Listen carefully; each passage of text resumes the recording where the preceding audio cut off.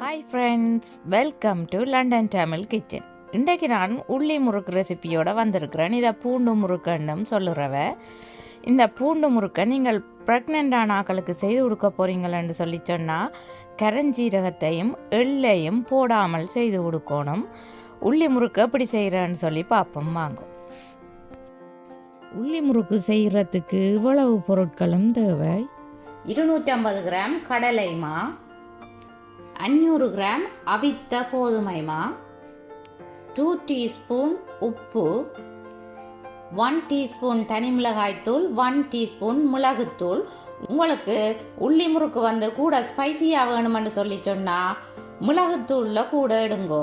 நீங்கள் மிளகாய்த்தூளை கணக்க போட்டிங்களன்னு சொல்லி சொன்னால் முறுக்கு வேலைக்கு கருத்த மாதிரி வந்துடும்.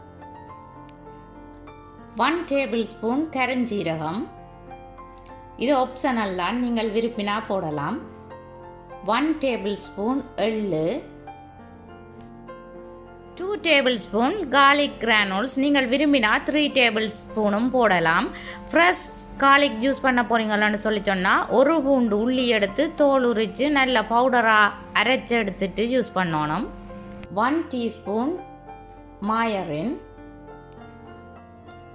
தேவையான அளவு தண்ணி. ஒரு மிக்சிங் பவுலுக்குள்ள அவிச்ச கோதுமை மாவை போட்டு வச்சுக்கிறேன்.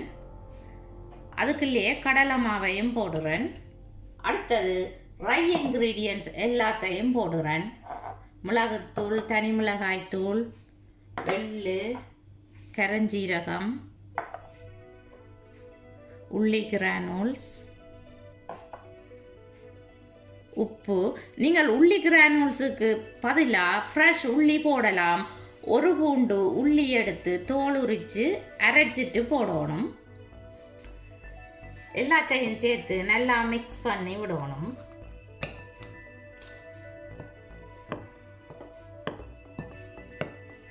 நீங்கள் இதுக்குள்ள வெட் இன்க்ரீடியன்ஸை போட்டிங்களான்னு சொல்லி சொன்னால் உப்பு வந்து வடிவாக சேராது. சில இடத்தை கூடின மாதிரி இருக்கும், குறைஞ்ச மாதிரி இருக்கும். அதால தான் முதல் ட்ரை இன்க்ரீடியன்ஸை போட்டு மிக்ஸ் பண்ணணும். வடிவாக மிக்ஸ் பண்ணின பிறகுதான் நாங்கள் மாயரினா போடணும்.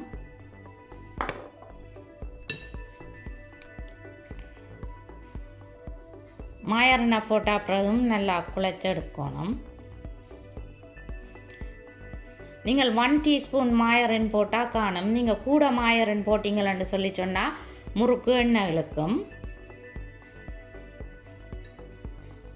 வடிவாக மிக்ஸ் பண்ணியாச்சு. இப்போ கொஞ்சம் கொஞ்சமாக தண்ணி விட்டு குழைக்கிறேன்.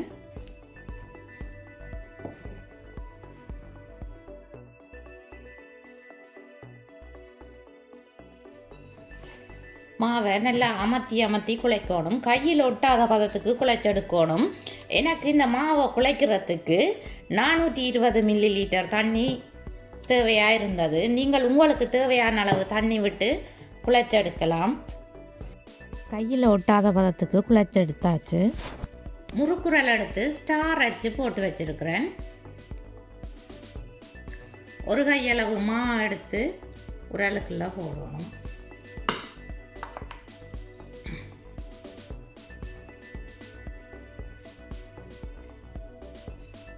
உங்களுக்கு விரும்பின சைஸில் நீங்கள் முறுக்கை புளிஞ்சு எடுக்கலாம்.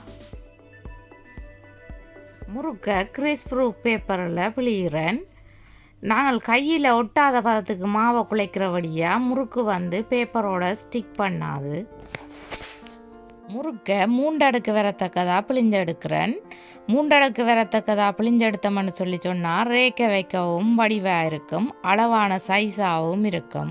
முறுக்குன்ற நுனியை இப்படி அமர்த்தி ஸ்டிக் பண்ணணும். அடுப்பை ஆன் பண்ணி மீடியம் ஹீட்டில் விட்டுருக்கிறேன். எண்ணெய் கொதிச்சா பிறகு பிழிஞ்சு வச்சிருக்கிற முறுக்கை போடணும்.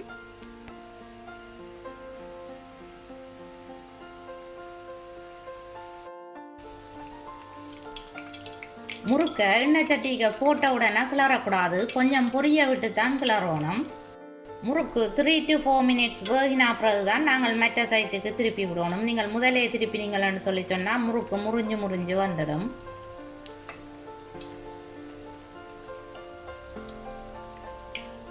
முறுக்கு நல்ல பொன்னிறமாக வரத்தக்கதாக பொரிச்செடுக்கணும். முறுக்கு கோல்டன் கலராக வந்துட்டுது. இப்போ நான் வடிச்செடுக்கிறேன்.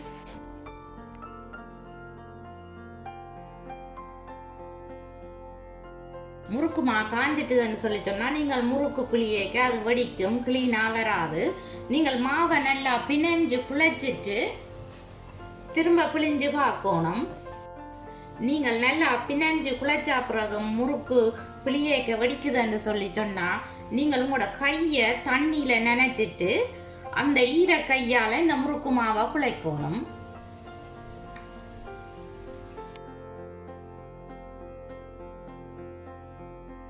உள்ளி முறுக்கு எப்படி வந்திருக்குன்னு பார்த்தீங்களா? நல்லா முறுமுறாண்டு வந்திருக்குது. வச்சு காட்டுறேன்னு பாருங்க. சத்தம் கேட்குதா? என்னுடைய வீடியோ பார்த்ததுக்கு ரொம்ப நன்றி. இந்த ரெசிபி உங்களுக்கு பிடிச்சிருந்தா ஃப்ரெண்ட்ஸ் அண்ட் ஃபேமிலி கூட ஷேர் பண்ணுங்க. மீண்டும் இன்ட்ரெஸ்டிங்கான குக்கிங் வீடியோவில் உங்களை சந்திக்கும் வரை உங்களிடமிருந்து விடைபெறுவது உங்கள் மதி. பாய்.